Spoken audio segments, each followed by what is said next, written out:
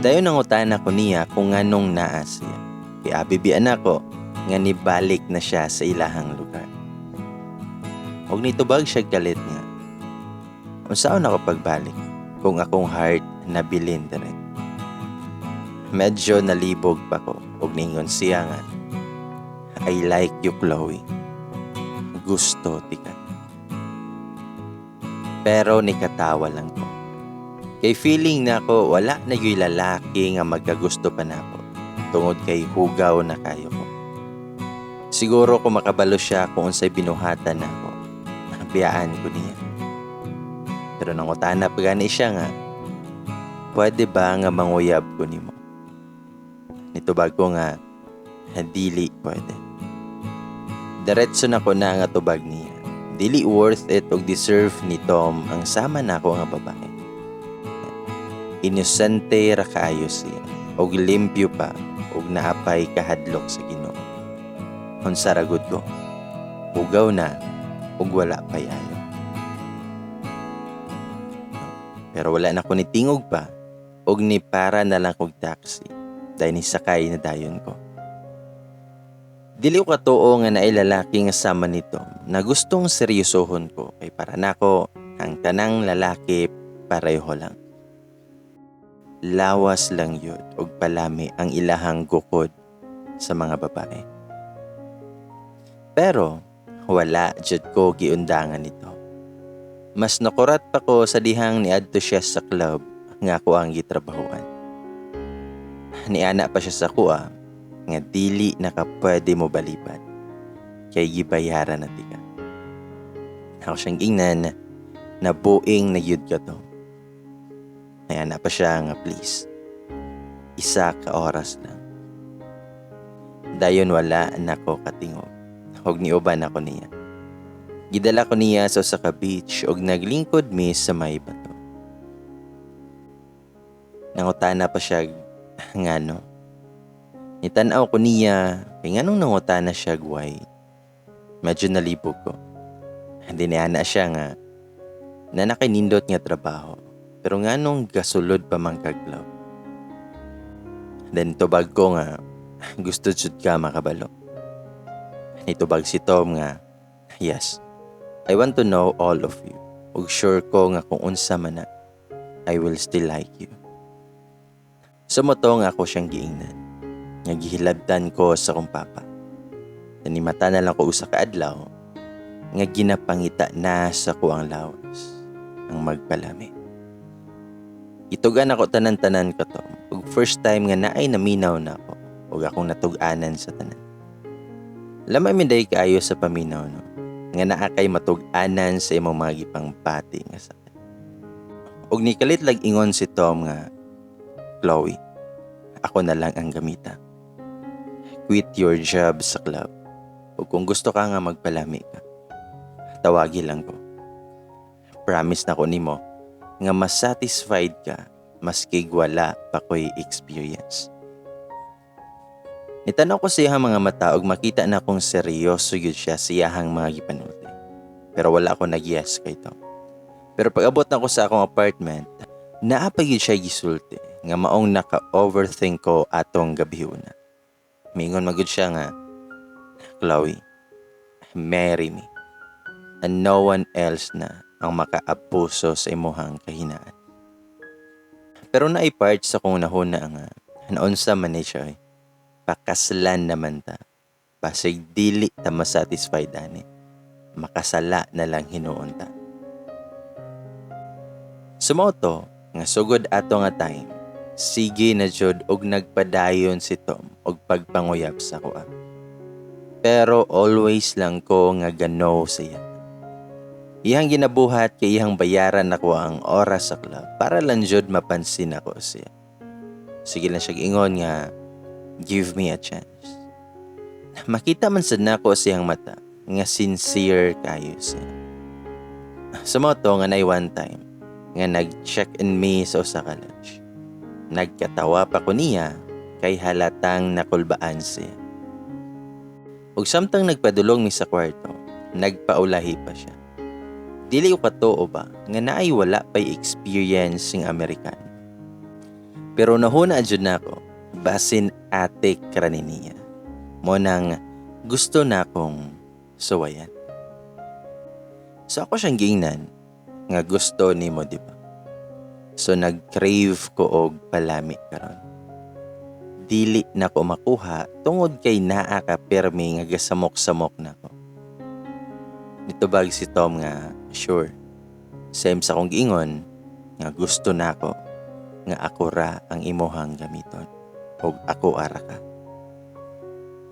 Nitubag ko nga wala ba ka nahadlok na basig naa na ko'y sakit ug basin matakdan ka. Wala ra siya nitingog, sumurag nakasabot ra ko. Ako ang gikuha akong bag ug mugawas na unta pero gibira ko niya sabay gikisan. Mao ba ni ang kiss sa usa ka walay experience? Nganong nalamian man kayo ko.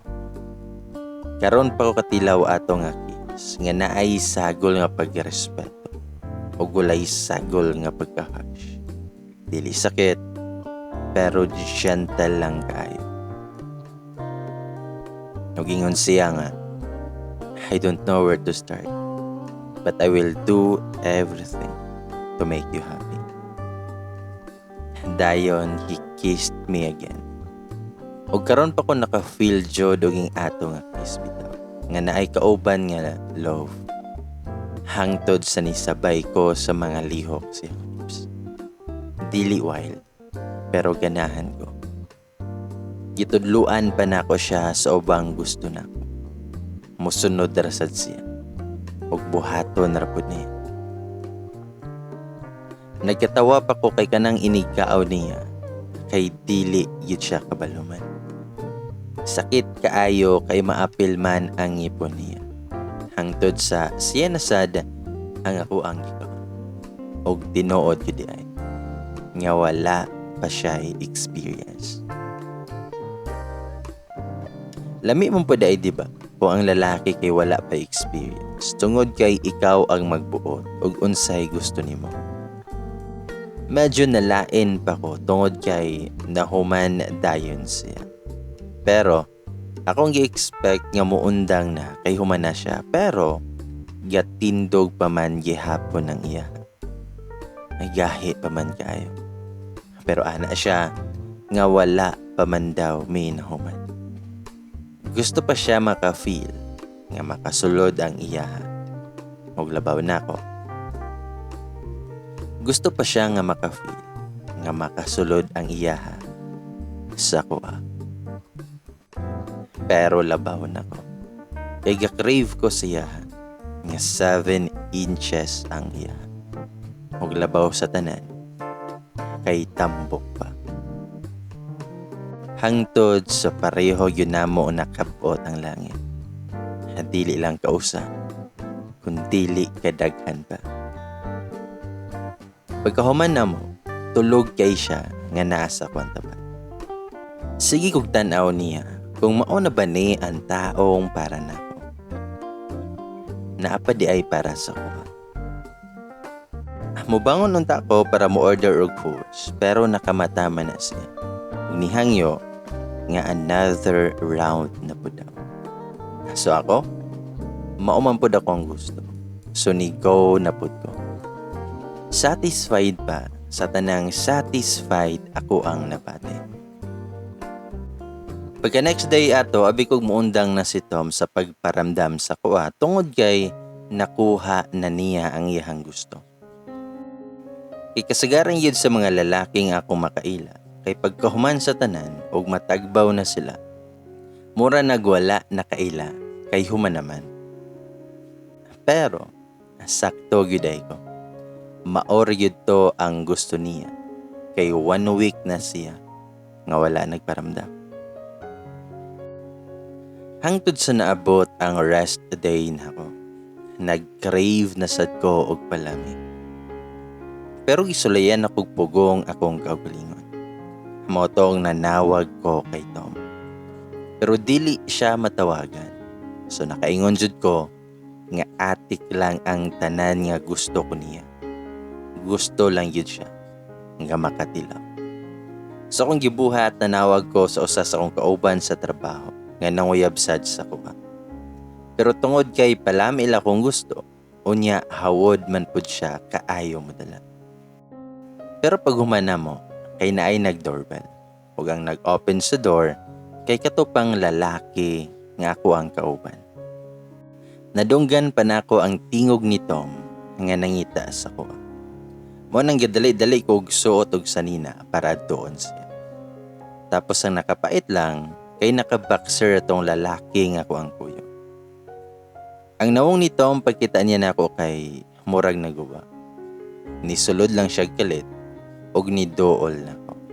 Ang utana siya naunsa daw. Nitubag rapod ko wala ra nito. Nothing. Dayon gikuha na kong sanina sa lalaki ug ako siyang gipagawas. Murag na suko good si Tom. Pero wala na ko nag-explain niya. Ug sa iyang nakita, mao na to. Pero nag-melt man ako ang heart oy. Sa dihang nakitaan ako siya nga naghilak. Ako siyang giingnan nga ayaw hilak. Sabay duol na ko niya. Nangutana pa siya kung wala ba ko na satisfied siya. Pero nitutok lang ko siyahang mga mata. Nga nindot nga blue kayo. Pero ako siyang giingnan, not like that. Nagtawag ko nimo, pero dili ta ka matawagan. Ikaw man ang wala nagparamdam og 1 week. Tubag si Tom nga, I texted you. Siyang giingnan, kung nag-text ka, kabaloon ta ako kung asa ka. Kaso wala ako'y text nga nadawat gikan nimo. Nitubag siya nga, nag-uli lang ko sa California tungod kay naay emergency. Pero ako siyang giingnan, nga same sa kong always nga giingon nimo Tom. Dili ko para nimo. Masakitan lang ka. Pero niingon siya nga, marry me. And we will be together every day. Para ini gusto ka nga magpalami, naadayon ko. Mahatag dayon ako. Wala ko tingogoy kay wala pamanggid siya na human anang kasal. Pero ako siyang giingnan, nga ikapila na takaginan, nga dili ko karapat dapat nimo to. Daghan pa og babae diha. Tubag si Tom nga, pero ikaw ako ang gusto. Itubag ko nga, pero ako, dili ti ka gusto. Wala na siya katingog og nilakaw. Gibili niya yung bulak nga dala. Samtang ako, napalingkod na lang. Tungod kay wala ko kabalon sa ibuhaton. Pero sa kung nahuna ato, kung love jud ko niya, mobalik siya diri. Pero naaraday siya didto sa iyang sakyanan nga naglingkod sa tubangan sa kotse niya ug naghinuktok. Nagtanaw ko niya nga naka-smile man hinuon ko. Mura ko gikilig nga wala ako kasabot. Ako ang gihulat nga mohawa siya. Wala gud ko kasulod sa club kay naa siya gatang. Hangtod nakatulog na lang ko. Pagmata na ko kay nagihapon niyang sakyanan. Naluoy na lang man ko ug ako siyang giadto. Ako siyang giingnan nga tara sulod na. Nagluto og breakfast. So mo to nga nangaon ming duha sa sulod ug grabe kaayo ka estredor ang ano. Murag walay nahitabo. Kana bitong wala kaniya sumbate sa iyang nakita nga di maayo. Kundi nagtapik na lang siya og lahi. Daghan man og dahilan oy para higugmaon na ako sito. Ug wala pa ba jud ko katry anang mahigugma. Hangtod sa nilabay ang mga adlaw nga sige na may banding ni Tom. Nag-apartment na siya nga tapad rasad sa kong apartment. Pero gauli siya sa Jordan. Kay taga Jordan man siya. Tapos sige lang siya balik dari sa Pinas. Napay gihatag si Tom sa kuha nga professional psychiatrist. Ug didto kahibaw nga ang tawag daw kuno sa kuha kay nymphomania. Si Tom kay naara jud always sa kong kilid. Nagpa-doktor sad ko sa kong health kay basin naan ako'y laing sakit ug unsa pa na diri. Pero thank God kay wala daw ko. Sumoto nga nag-focus jud mi ni Tom sa ako ang pagka-addict sa palami. Pero wala pa ko nag-yes kay Tom. Pero naara gyud siya always sa kong side. Magkinaunsa pa man. O hinay na sad ko ka-fall niya. Tungod sa iyahang ginapakita sa kuha nga dili day tanang lalaki pareha. Ang mas makapabuto-buto pa yun sa kong dughan. Kay kanang moingon siya nako nga love ko niya masking unsa pa ako ang past. Wala daw siya labot o hugaw pa ko sa tanang hugaw. Basta kay dili magbago iyang feelings para nako. Sumoto nga na one time nga nang laag mi nito. Gikan mi ato sa psychiatrist. Hawod na kay siya mo Bisaya. Tapos naalang po usahay nga dili masabtan kay grabe kay sila. Parehas anang moingon siya nako nga palangga gyud ka. Magkatawa jud ko. Dili na ko mapugngan nga mokatawa gyud. Simple lang si Tom. Dili na mo mailahan kung dato ba o dili. Basta kay para sa kuang pananaw, mura gyud siya si Tom Cruise. Ambot ba og nalibat trabaho o wala. Bitaw. Pero dili abusado si Tom pag-abot anang palami. Magpaabot ra gyud na siya nga mag-crave ko og palami. Pero akong maingon kay kada adlaw na gyud mi nga magpalami niya. Kay pirme lang ko naga-crave. Halos kada oras man gani. Wala man sad ko kadungog nga nireklamo siya nga napalutan na ba ang iyahon sa. Ug sukad nabot si Tom wala na gyud ko katilaw pa og laing lalaki. Walay kami ni Tom pero siya ang gahatag sa kuha sa time nga mag-crave ko. Always lang yun siya nga naa diri sa Pinas pero naa joy time nga kinahanglan nga muli siya. So ako kay okay raman sa. Then ato'y one time nga before siya ni uli, naa siya gihatag sa kuha. Excited pa ko. Pag open ako, kay vibrator man. Perte kadako pa siya. Mga ko siyang gihapak. Nangutan ako, nganong kini? Nikatawa po siya og nitubag nga, why not? Kaysa naman nga makigpalami na sad ka og lain, samtang wala ko. So samtang wala ko, gamita sa ni. Sukad-sukad jud wala ko kagamit anang vibrator. Kay paminaw na ko, dili ko masatisfy. Ang kainit manggod pod ako ang gusto mo feel. Pero kay katong iyang gihatag, kay mo init man sa. Naapay adjust ug unsa ka init imuhang gusto. Tama day guys. Nag-psychiatrist ko diba? So niingon ang psychiatrist nga wala pa'y naimbento nga tambal ani nga sakit. Kasagaran lang jud sa mga naaying ani kay magpa-therapy lang. Walay laing way kundi magpa-psychotherapy with treatment pa siya. Naa jud adto tanan bitaw. Usahay mabalik ka sa dati. Makahila ka tanan og mapagawas nimo. Wala ko'y absent sa time nga need na ko umato. Tungod gusto sad nako nga ma-okay ko soon. Kung dili man para sa akong self, kung dili apil na kay Tom. Wala man pug ko nagaingon niya nga love na pud nako siya.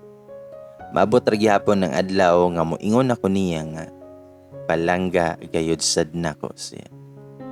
Sumoto nga miabot og 1 month nga wala si Tom sa kong kiliran. Video call lang mi permi. Tapos ang walay experience sa una, hawod naman kaayo eh. Bisan sa video ko lang, kay mas satisfied na kayo ko. Sumoto nga milabay ang panahon, nibalik na siya diri sa Pinas. Gisundo pa na ako siya sa airport, kay nag-inoay ang buing. Lahi naman good karon kay siya naman ako ang gina-crave always, o gusto ko og palami. Lahi na gyud kayo. Sumoto nga pag-abot yun na mo sa apartment, kay ga-crave na may sagusa. Naka 10 rounds good me. Then pagkaugma ato, ana siya nga mag-ilis na ko. Kay naa may atuon. Ga-overthink ko og asa ko dalon ani niya. Pero gihunong niya ang sakyanan sa atubangan sa simbahan. Ug sa dihang nakita nako ang simbahan, ug nakita siya nga nakapako sa krus. Bugat kayo kong gibati nga wala ko sa ko. Lami kay moadto niya og muluhod og itug ang tanan nakong gibati.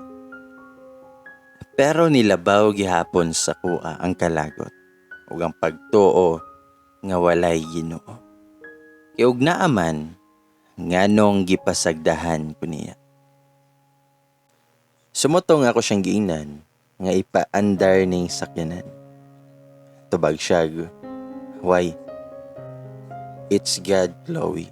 You don't have to be afraid. Mitubag ko nga walay Ginoo. Wala. Nitubag si Tom nga, my God, Chloe. So unsa day ko? God gave me to you. It is not God's fault what happened to you. Gigunita nito mga kuang kamot, nga gaingon nga okay lang ang tanan, ug moatubang minigad atong adlaw. Sumoto nga wala na lang ko nakilalis pa niya. Nisulod mi sa church nga naggunitay og kamot. Samtang gilakaw may padalong nito, kanabitong feeling nga sa pila ka tuig nga gikalimtan nako nga naay Ginoo. Pero kato nga time kay na feel kay nako iyahang presensya. Feel kay nako si God atong panahona. Sumoto nga ako ang gi-give up ang tanan-tanan kay God. Ako ang heart ug soul ang tanan. Niluhod ko og gihilak og taman ang mga pain. Nga pila pud ka tuig na ko nga gidala. O gitago-tago. Sa paghikap lang nako ni God, nawagtang ang tanan. Gihag ko ni Tom o gitrapuhan ako mga luha. Pero mas nakahila ko, tungod kay nag-propose na jud siya. Wala na ko nagunohon na pa kung angay ba ko nga mag-yes o dili. Nag-yes na ko niya, tungod siya ang gihatag ni God nga para nako. Imagine, sa same nako nga makakasala kayo, dili dapat i-love ni God. Pila ka years ko nga nagdumot kay God o gimahayan nako sa tanan. Pero sa dihang gi-give up nako tanan, gidawat gihapon ko niya. Grabe kanindot sa feelings. Sumoto nga nagpakasal yun mi nito. Dito mi sa Jordan nagpuyo. After 1 month, nibalik mi og Pinas. Tungod kay naay gusto nga ipahimo si God sa ko. I know nga kagustuhan sad ni God to. Tungod nakita nako sa kundughan ang pagpasaylo sa kuang amahan. Napreso gihapon siya. Pag-adto nako dadto siya ha, grabe kayong kakulba sa kundughan. Nara si Tom sa kong kilid. Samtang nahulat ko kay Papa, sa dihang nakagawas na siya. Kahilakon ko tungod gimingaw ko niya sa kung unsa siya sa kuha katong una. Nagtindog lang siya ug wala ni duol nako. Maskin ang pagtan-aw man lang sa kuha. Pero ako kay ni tan-aw ko niya pag-ayo. Wala na pain. Wala na kasuko akong gibati ngadto kaniya, kundi kaluoy lang. Tiguwang nakaayo siya. Nakadagan jud ko padulong sa akong amahan ug ako siyang gigakos. Gigakos pud ko niya balik ug naghinilakay ming duha. Nangayo siya pasaylo sa kuha. Nangayog pasaylo ako ang papa sa kuha. Pero yun namong hilak, diba? Sumoto nga gipasaylo nako akong ama. Pasaylo yun to siya nga kinasing-kasing. Pero after pila ka months nga pagbisita namo ni Tom niya, namatay siya tungod sa atake sa kasing-kasing. Ako agyapon siyang ipalubong og tarong. Then nibalik mi ni Tom sa Jordan ug didto na jud mi nagpuyo. 3 years sa mong pag-uban nabuntis ko. Grabe kay kapinanggaon si Tom. Swerte kay ko niya. sobra ka swerte. Wala na ko'y pangayoon pa kay God. Nag 10 years old ang amuhang unang anak. Diha pa lang pod na sundan og isa. Tapos babae pa yun. Happy kay ko. Walay kabutangan ang kalipay namo. Og gasimba yun mi kada Sunday. Og naka-center jud sa mong life si God. Og among family. Pero after pila ka years, nagkasakit si Tom. Cancer. Dari na siya nagsulti nako nga stage 4 na iyahang cancer. Pagkahibalo nako, mura ko gibagsakan og langit og yun. Pero ga-fight gihapon me. Get cheer up kuniya og naara jud always sa iyahang kiliran. Nag-I love you siya sa kuha. Ug nag-I love you pud kuniya. Wala na kay siya'y tingog. Tungod kay luya na kayo siya. Gapas na siya sa iyahang ginhawa. Sakit kay makita nga ang lalaking gihatag ni God sa kuha kay bawiyo na niya.